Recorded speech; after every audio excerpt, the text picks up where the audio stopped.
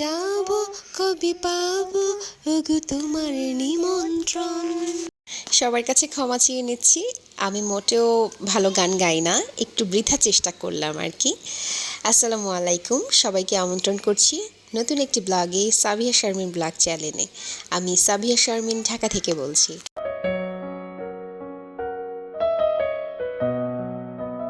সবাইকে পবিত্র কোরবানির ঈদের শুভেচ্ছা জানিয়ে আমার আজকের ব্লগটি শুরু করছি।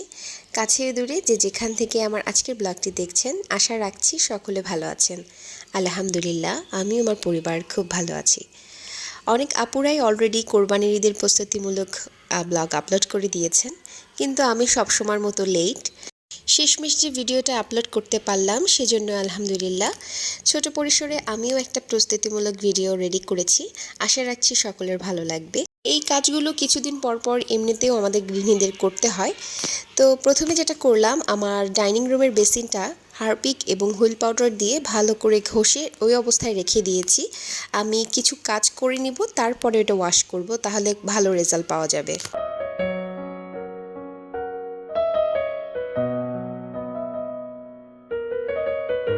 জীবনের খারাপ সময়টা স্থায়ী না, ওটা একদিন না একদিন শেষ হয়ে যায়, তবে থেকে যায় ওই সময়ের পাওয়া কষ্টগুলোর কথা। এই যে আমার কলিজার টুকরা দুটা খেলা করছে, এদেরকে নিয়ে আমি কতদিন যে ওর পাপাকে ফোন করে কান্নাকাটি করতাম যে আমি ওদেরকে নিয়ে কোনো কাজই করতে পারছিলাম না। ছোট বেবিটা তো কোল থেকেই নামতো না, আর আজকে দুই বোন সুন্দর করে খেলা করে, আমি আমার মন মতো ইচ্ছে মতো কাজ করতে পারি আলহামদুলিল্লাহ।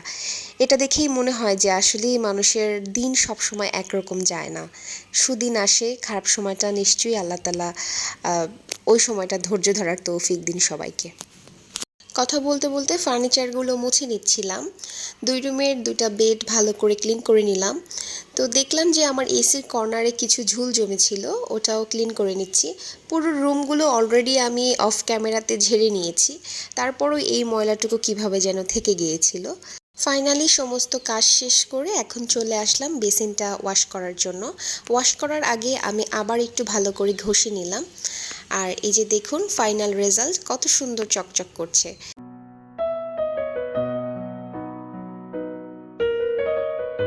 আমার যে সিঙ্ক এরিয়াটা আছে ওটাও ভালো করে ক্লিন করে নিয়েছি। সকালবেলা নাস্তার পরপরই কাজে লেগে গিয়েছিলাম, তাই কাজগুলো দুপুরের আগেই শেষ করতে পেরেছি। আর এখন আমি দুপুরের রান্না বসিয়ে দিব, কারণ আজকে প্ল্যান আছে দুপুরের পরে আমরা একটু টুকটাক কেনাকাটার উদ্দেশ্যে মার্কেটে যাব, তাই দ্রুত হাতে আমি রান্নাটা করে নিচ্ছি। আর আজকের আইটেমগুলো সকলের ফেভারিট, ভুনা খিচুড়ি আর গরুর মাংস রান্না করছি, তাই টাইম খুব বেশি একটা লাগবে না। আর যেহেতু কদিন ধরে লাগাতার বৃষ্টি হচ্ছে, এর মধ্যে একদিন না একদিন তো ভুনা খিচুড়ি খেতেই হয়। আশা রাখছি সকলেই আপনারা খেয়েছেন। তো ভুনা খিচুড়ি করছিলাম আর গরুর মাংস রান্না করে নিচ্ছি। এবার আমার একটা প্রিয় আপুকে মন থেকে ধন্যবাদ জানাতে চাই, জান্নাত রুম্পা আপু। আমরা কম বেশি ওনাকে হয়তো চিনে থাকবো। জান্নাত রুম্পা আপু সবসময় আমাকে উৎসাহিত করে আমি যেন ভিডিও আপলোড করি, এবং সে চেষ্টা করে আমার সকল ভিডিও দেখার এবং কমেন্টস করার। খিচুড়িটা রান্না করতে করতেই দেখলাম যে শুরু হয়ে গেছে সেই কাঙ্ক্ষিত মুহূর্ত, ঝুম বৃষ্টি। সকালবেলায় দেখাচ্ছিলাম আকাশটা ঠিক কতটা মেঘ করেছিল, আর এখন সে অঝোর ধারায় ঝরছে।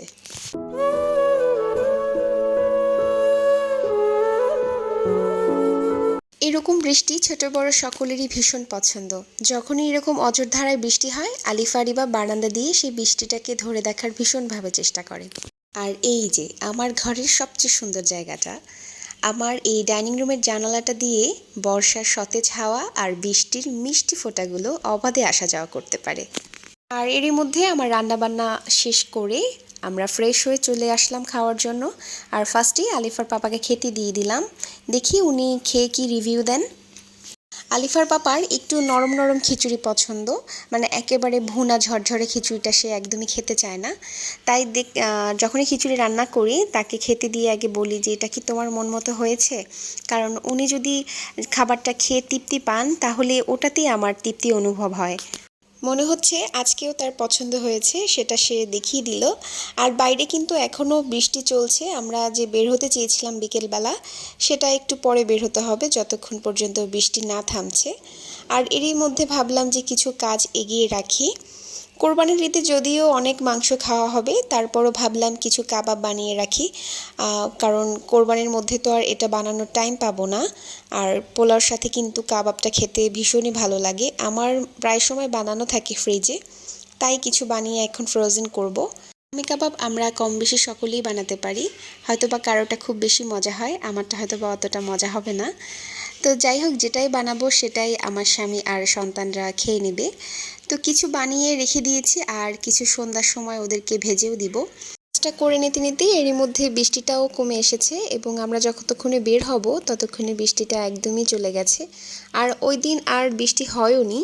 আর আমরা যেহেতু সুবাস্তু মার্কেটে যাব, আমাদের বাসা থেকে কাছে, তাই বেশি একটা প্রবলেম হয়নি। আর এই যে মার্কেটে চলে আসলাম, আর টুকটাক কেনাকাটা করব বলতে বেবিদের জন্য ড্রেস কিনবো আর এই যে ডাইনিং টেবিলের জন্য কিছু টুকটাক কেনাকাটা করব। কি কি কেনাকাটা করলাম সেটা তো অবশ্যই দেখাবো বাসায় গিয়ে। আসলে মার্কেটে বসে না আমার এভাবে করে ভিডিও করতে খুবই শেম লাগে। আর এই যে এখন অলরেডি বাসায় চলে এসেছি আর আপনাদের সাথে শেয়ার করছি কি কি কেনাকাটা করলাম। প্রথমেই আমার ছোট্ট সোনামণিদের ড্রেস দেখাচ্ছি। এই ড্রেস দুটো ওদেরকে কোরবানির ঈদ উপলক্ষে কিনে দিলাম। আর যেহেতু রোজার ঈদে অনেকগুলো পার্টি ড্রেস দেওয়া হয়েছে, তাই ভাবলাম কোরবানির ঈদে আমি কমফোর্টেবল কিছু কিনে দিব, যেটা ওরা ঈদেও পরতে পারবে এবং ঈদের পরে রেগুলার বেস ইউজ করবে। আর এই যে সুন্দর দুটা কুশন কভার কিনলাম, দুটা চারটা, আপনাদের কোনটা বেশি ভালো লাগলো জানাবেন এবং কেমন হয়েছে। এগুলো আমি বেডের জন্য কিনেছি, বেডে কুশনে দিব। প্রথমেরটা একটু কালারফুলের মধ্যে নিয়েছি, ওটা আমি পছন্দ করেছি, আর এটা আলিফার পাপা পছন্দ করেছে।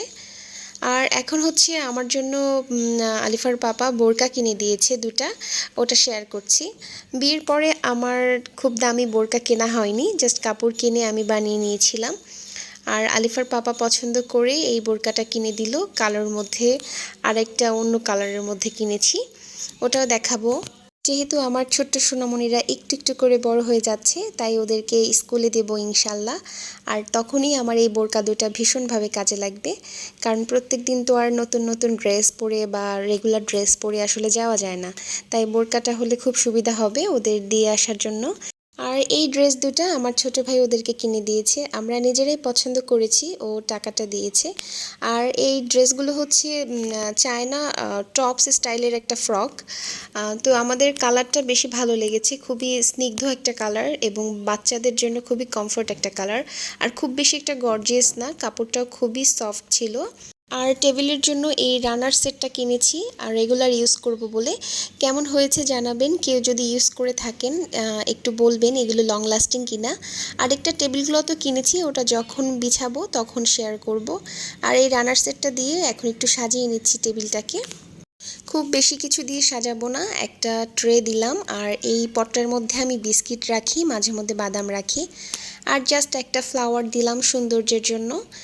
আর একটা গ্লাস রাখছি, এই গ্লাসটাতে আমার ছোট ভাই পানি খায় আর আমরা হাজব্যান্ড ওয়াইফ এই মগটাতে করে পানি খাই। আর এই মগটা হচ্ছে আলিফার পাপা একটা কনফারেন্সে গিয়েছিল, তো ওখানে যে গেস্ট স্পিকার ছিল উনি এটা গিফট করেছেন সবাইকে। এখানে কিছু মোটিভেশন স্পিচ লেখা ছিল, তো ওই জন্য এই মগটা সবসময় চোখের সামনে রাখি, ওটা দেখে আমরা অনেকটা সাহস গেইন করি। আর এই যে লবণটা রেখে দিলাম, পানির জগটা, এখানে আমি কাচের জগ রাখতাম কিন্তু ওটা আসলে রিস্কি হয়ে যায়, বাচ্চারা যখন খাবার খেতে বসি তখন দুইটা বাচ্চা এসে একেবারে টেবিলের উপরে উঠে যায়, চাইলেও আরও সুন্দর করে সাজানোর কোনো উপায় নেই। তো এরই মধ্য দিয়ে আমার আজকের ব্লগটা এখানে শেষ করছি। সকলে ভালো থাকবেন, আসসালামু আলাইকুম, আল্লাহ হাফিজ।